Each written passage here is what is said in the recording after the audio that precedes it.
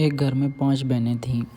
एक का नाम टूटी था, दूसरी का नाम फटी था, तीसरी का नाम फीकी था, चौथी का नाम मरी था, पांचवीं का नाम भूतनी था। एक दिन उनके घर लड़की देखने के लिए मेहमान आए। माँ, आप कुर्सी पर बैठेंगे या नीचे चटाई पर? मेहमान कुर्सी पर। माँ, टूटी कुर्सी लेकर आओ। मेहमान, नहीं, हम नीचे चटाई पर ही बैठ जाते हैं। माँ, फटी चटाई लेकर आओ। मेहमान, नहीं, रहने दीजिए, हम नीचे ज़मीन पर ही बैठ जाते हैं।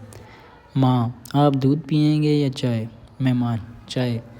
माँ, फीकी चाय लेकर आओ। मेहमान, नहीं, आप चाय रहने दें, दूध मंगवा लें।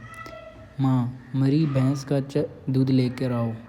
मेहमान, रहने दीजिए, हमें कुछ नहीं चाहिए, बस आप लड़की दिखा दें। माँ, लड़कियों, भूतनी को लेकर आओ। मेहमान बेहोश।